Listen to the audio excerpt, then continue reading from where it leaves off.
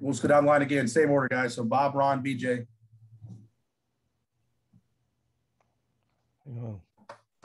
Go to BJ first. Hang on. Okay. Well, I got to see if my phone here. I touched. I'll go to Ron. Ron, go ahead. Ron, go ahead. Hey, what's up, man? How you doing? Good. How you doing? So, as you've looked at them on film, what stands out about BYU's passing game? From a passing game standpoint, they've got some receivers on the outside that go and get the ball. They do a really good job of attacking the ball in the air. They've got obviously a couple quarterbacks that can take shots when they need to and are not afraid to throw that thing as far and as high as they possibly can and let those guys go and get it. And so we've got to do a tremendous job in the back end of make sure we're eliminating those shots, whether it's from the outside or off their play action. And like I said, they've got some really good receivers that do a tremendous job of using their length and their abilities to go and get the ball when it's in the air. So it's a challenge for us again this week of when the ball's in the air and competing and making sure that we're the ones that either coming down with it, knocking that thing out. With Jaren Hall being more of like a dual threat guy and both Conover and Romney, both more pocket guys, what's it like from a secondary standpoint preparing for multiple quarterbacks? From whether it's from the secondary or just overall from the defensive standpoint, anytime you look on film and you see some quarterbacks that have some different skill sets, it makes for a little bit of a challenge to a certain extent, but you also got to look at it as, okay, what are they doing from an offensive standpoint as a whole? And you got to prepare for that. You got to prepare for what they've done from an offensive standpoint, their game plan going into each week and how they prepare for each opponent, and just base it off of that and have an understanding that, hey, when this guy's in there, his skill set's a little bit different from this guy. But when it's all said and done, they're all trying to run a very similar system. And so you just really got to make sure our guys are prepared for the plays that we've seen on film and understand that when number 3's in there, or if it's 16 or whoever shows up at quarterback, that they're going to have a little bit different skill set, but you're going to see the same sets, formations, and plays that we've been seeing through the course of our preparation. It seems pretty likely that BYU is going to lean pretty heavily on its running game again this weekend. Do you have to prepare the guys any differently during the week where they're going to have to be ready to come down in the box and help against the run? Yeah, we try and make sure that the standard is, as every week, is to stop the run. That's number one. That's numero uno on our game plan is from a defensive standpoint. And with that understanding going into this week, knowing that, hey, this is a strength of the opponent that we're playing. These guys are going to try and establish the run, and they're not going to try or not just going to give up on it early. It's going to keep coming and keep coming and keep coming. So we've got to have that same mentality. And, obviously, as you watch the film, speaks for itself as far as the success they've had, the O-line that they have, and just how they are as a program and the mentality that they bring. We know that the challenge is going to be tremendous for us, but I know our guys are going to be ready for that challenge and are looking forward to that opportunity to take this thing head on. Thank you. Thank you. I think I've got it fixed, Greg. All right, go ahead, Bob. Coach, as you look at BYU, what do you think makes them a top 10 team? They're very physical on both sides of the ball, starting in the trenches. I think their offensive line and their defensive line do a tremendous job of establishing the line of scrimmage on both sides of the ball, whether it's from our standpoint, preparing for them. We know what they're going to try and do and establish that run game early and often. And it all starts up front. And so we've got to do a great job of making sure that we are the ones that are establishing the line of scrimmage. And that doesn't just fall on the defensive line and the second level defenders. That falls just as much on us in the back end to make sure that we're helping to help establish that line of scrimmage when our opportunity presents itself, knock the ball carrier down. And from just a schematic standpoint, make sure we're fitting where we need to fit. It's an 11-team or 11-man defense that has to show up to stop the run because these guys have been very successful doing that and establishing that, and everything comes off that run game as far as their play action and their deep shots. And then when you look at them, they have been pretty stingy with turnovers. I think they've only had a couple all season long. It's been something that you guys have lived on until last week. So how do you get what do you think is going to be the key to getting some against them when nobody else has gotten it against them? Yeah, no, I think that's a great question. And it comes down to us first and foremost executing our jobs, 11 guys doing their job and being assignment sound. And that in turn will present itself to give us opportunities. If all 11 guys are doing our job, then on paper, what we've drawn up and what our guys know how to execute, they should be able to put themselves in position to in turn make a play. And we can't go into any given game and just say, oh, I'm just going to wait for this opportunity and go pick the ball off, or they're just going to give us the ball. And we have to do our job first. And then in turn, through that, the opportunities to get the ball out will come. So it's all about our execution of our fundamentals and techniques first. And then when those opportunities present themselves, and they always do over the course of a 4-quarter game, those opportunities present themselves. And if we're doing our job and we're executing, we're in the right positions, then we have an opportunity to take that ball away. And so that's what it comes down to first and foremost. Do our jobs, execute our fundamentals and techniques. And when the opportunities present themselves, we have to take advantage of those because they don't come often with this team. But when they are there, we have to execute and make sure we take advantage of it. Kane, thank you. Thank you, Bob. Appreciate it. Hey, Kane, third downs have been a problem for you guys times this year. I know the numbers aren't great, and you do pretty good on first and second down, and then you're just giving up, especially a lot of long third downs too. I mean, what I know it's common sense, but how important is getting off the field on third down and shortening drives? And then I know it's easier said than done, but why has that been a problem, and how important is that? It's a huge factor in any given game. When any coach and any team at the end of the day, you're going to look at that percentage. When you're looking at the third downs from an offensive standpoint, how successful were you? And from a defense standpoint, how often did you get those guys, or were you capable of winning and getting off the field? And when you're not doing that, you just extend the plays, extend the drives, and you keep your guys out on the field. And in turn, we keep our offense on the sidelines. And so we've got to do a much better job of executing. And like I just said, just executing our job and being assignment sound. And when we do that, we're a very good defense. It's when we're not executing, we're not fundamentally sound, our eye discipline gets out of place, or whatever it may be, just a bunch of little things and little small things that in turn end up being big things. And so over the course of these last how many weeks to improve upon that, we're trying to flip that. Where in all the small things, we focus on doing the small things and taking care of those details. In turn, we'll get the big time results that we want, which should include being better on those third down situations, especially those third and longs, when after we've done our job as first and second, now let's take care of business, lock in, and let's get ourselves off the field. And so I think our guys are doing a good job this week as far as their preparation, having an understanding what the opponent is trying to do, as far as attacking our defense on third downs, how they're going to go about do that. And then in turn, also understanding within the scheme, how do I execute my fundamentals and techniques? And if we can handle our business in that regard, I think you'll see a better result as far as those third down numbers are concerned.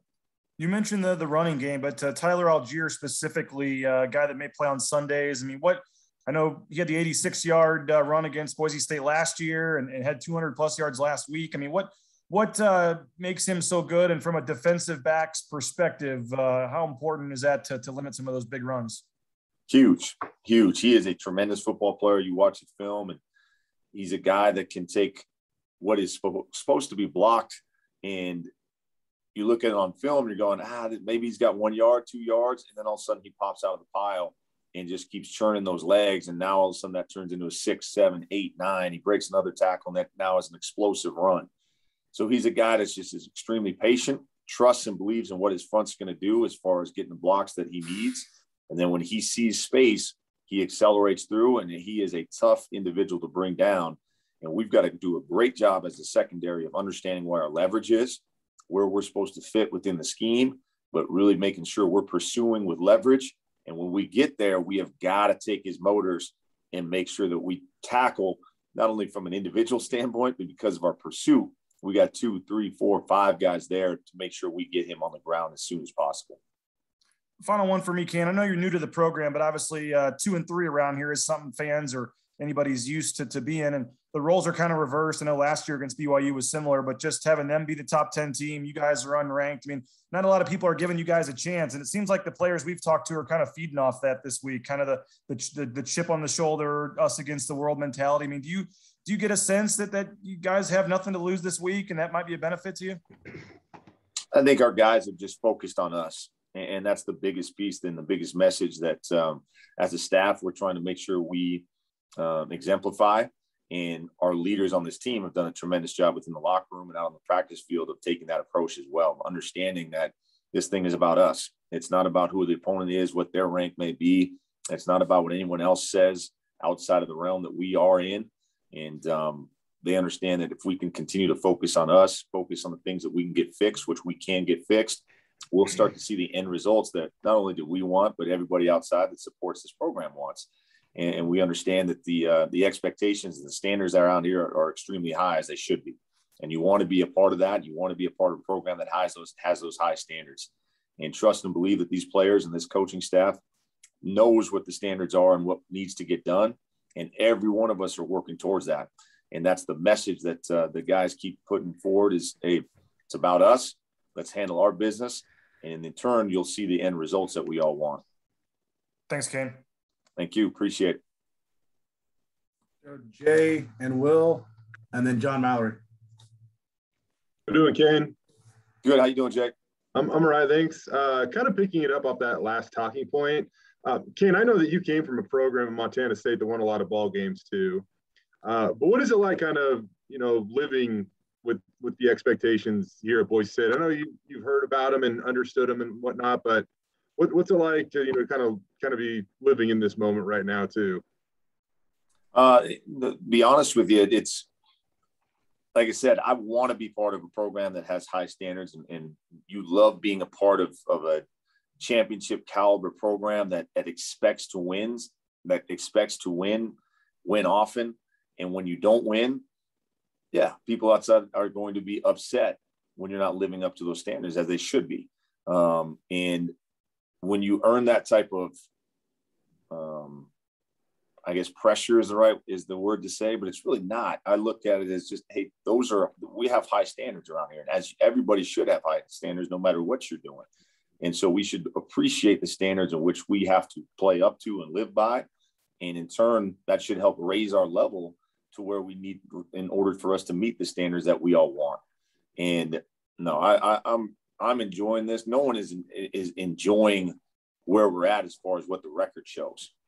But what we all enjoy here as far as our staff and far as these players are concerned is the response and the outcome that we're going to create via our response. That's what we're all looking forward to. We're all looking forward to what we are going to make of this and how we are going to turn this thing in the direction that we all want, how we are going to make this moment only benefit us in the long run when it's all said and done. We can look back on the start of the season and look at it as, yeah, okay, that's where all the lessons were learned. And that's why we were able to move forward and get to where we want to get to at the end of the year. Coming off of a loss, what is the response of your coaching staff, I guess? I mean, on one hand, you could try to watch film for, 300 hours a week. On the other hand, you need to make sure that you still find balance in some regards too. Like what is the balance there for this staff? Yeah, that's in all honesty, when you're in the season, you're in the midst of it, there isn't balance. It really is trying to find ways to get fulfillment when you have those opportunities as far as your family and everything outside of the realm of football. But the reality is we've got to get the work that needs to get done in order to prepare our players in order for them to have the success that they want to have. And so we all understand that as a staff, that's what we're here for. We're here to help guide these men and to help them be the best individuals on a daily basis. And in turn, if we can do that, then hopefully that can also propel them to be the best player that they can possibly be on not only Saturdays, but Monday through Friday. And in turn on Saturday, that's just who they are. And that's what they do. And so for us, we've got to exemplify that type of work ethic and exemplify what it takes in order to get where you want to get to and how you can be the best version of yourself every day. And so we've got to compete with ourselves first and foremost. We've got to make that choice every day when that alarm clock goes off that we're going to have that positive impact on this environment and have a positive impact on our players. And in turn, hopefully we can get the players to do the same thing and we'll all end up in the results or get that end result that we all want at the end of the day. And my family, trust me, man, they get it. My wife and two kids, my two kids, not so much at this point in their young age, but they start to see the big picture when it's all said and done. And my wife has been tremendously supportive in that regard. So the balance thing is in all reality, there's not a whole lot of it at this point in the season. How many hours do you think you're pushing a week, Kane? Like what time do you usually get there in the morning? What time are you clocking out at night? Yeah, I mean, again, this is every football program is a little bit different. Every staff's can be a little bit different, and we're a morning operation, so we have morning practices, workouts, meetings, all that stuff. So we're here pretty early. So on average, you're 5:30 in the morning at the latest when you arrive, and then it just depends on what day it is as far as what time we're actually getting out of here at the end of the night. But it's just kind of when we come to work, we understand that this is what we do. This is what the choice we made, and this is where we want to be. And like I said, if we can walk away from this office at any given night, knowing that I had a positive impact on any one individual, of whether it's my players, whether it's another staff member, then we've had a heck of a day, regardless of how many hours that may take to get to that moment. Yeah. And one more for me, Kane. And I dismiss this if I'm off here. But, you hear some coaches talk about complementary football. And on offense, that means, running the ball well, picking up first downs, whatever that might be, keeping the defense on the sidelines. For the defense, they might be getting off the field on third down and making sure the offense is back on the field. Like, do you guys think that you can play better complementary football right now? I think, we're all in this thing together regardless. And, to your point, we are trying to play the complementary football. We want to make sure that each side of the ball is taking care of one another and vice versa. And I feel like we're trying to do that as best we can. And from a defensive standpoint, we know we've got to do our job first and foremost, and that is getting off the field on third down to give our offense more possessions. That is to try and continue to take the ball away. We didn't achieve that goal this past weekend. And in turn, you saw the end results. We're always trying to be +1 in that takeaway category at the end of the day. And if we can get that done, then normally percentage say we're going to be pretty successful. And if we can stop the run, there's so many things that we have to do better as a defense in order to help our offense. And I know on their side of the ball, they're trying to do the same exact thing. They're trying to find ways that they can be more successful in any given area that they're striving to be. And in turn, they know that'll help us. And then all of us coming together in those special teams, those SWAT units to in turn help our team get where we want to get to. So we've got a really good staff that understands and appreciates what each side of the ball is trying to get done, what that special teams units are trying to get done in order for us all to reap the benefits at the end of the day. And I appreciate your time and insight. Thank you. Thank you, Jay. Okay, and I just had one. When it comes to game planning this week and you don't know who the starting quarterback is going to be, it could be 3 different options. Do you guys prepare 3 different game plans for each quarterback, or how does that work this week? That's a good question. And reality is that would be hard to have 3 different game plans, right? That you talk about not having any balance or ability to get home at the end of the night. If you're trying to prepare 3 different game plans, that would put a little bit of an extension on each night. But I think the best way to go about this is to make sure you see the identity of the offense that you're watching on film, to identify what is their core DNA as an offense, regardless of who's running the show, who's that quarterback, who are they? And then as you go through that, that's the game plan that you want to present to your players. Here's who these guys are from their core DNA plays. These are the stuff that we have to stop. And then you give them the idea of, well, this quarterback's got a little bit more of a skill set here or a little bit better doing this. So in turn, part of this piece or core DNA may show up more, whereas this quarterback, they may get a little bit more of this piece of the core DNA. But to try and prepare a 3 different game plans just would not be time efficient, nor would I think our players would end up at the end of the day more confused than anything. So you just try and break it down as best you can from a game plan standpoint of who they are, and you present the players with that. Thanks, Kane. Thank you. Hey, what's up, Kane? How you doing, John? I'm doing well. All right, I need you to educate me here because I'm gonna read a Jay Tuss tweet tonight that's gonna tell me how many tackles JL Skinner has and all this stuff. And you're a 4-time All-American. When you left Montana State, you had more tackles than anybody in the history of the Big Sky. You played safety. And when I look at safeties getting all these tackles, I say, okay, well, that's not a good thing. But you were on a lot of good teams. So I need you to tell me about safeties getting tackles that are on a good defense. Yeah. Like how's that work? No, that's a great question, man. And that is kind of a common misconception that you hear the word, first of all, you hear the word safety, right? And what do you think? You think, well, yeah, he's the safety. He's the last line of defense. He's the guy that's got to make sure he knocks that ball down so it doesn't squeak out of there and score and become explosive plays. And yes, there is a lot of that to what we do. But within any given scheme, the safeties have a lot of opportunities to be heavily involved in the run game and to make sure that they get themselves down there relatively an extra, maybe it's 8, 9 guys in the box, depending upon how you're trying to stop the run. And those safeties are the guys that are going to be the 8th or 9th guy in the box. And again, just depends on the scheme that you're running. And so in turn, you can highlight certain individuals to make sure that those guys are around the football, because you understand and trust that those guys are going to make the play when that ball comes to them. And so each scheme is going to be a little bit different, but you can definitely find safeties that will lead teams in tackles and be around the ball more often than not, just based on the scheme and the player's desire and passion to get to that football. And so that's where you can end up with safeties with big numbers as far as tackles are concerned, without it looking at the other side of it and going, well, they must be giving up all sorts of yards. Because as you alluded to, man, I was fortunate to play on some really good teams with the top defenses in our conference for 3-4 years in a row. And a lot of it was just because I had really good players around me that made me look a lot better, and I could just jump on piles. And I knew the SID really well, and he just marked me off for a tackle. But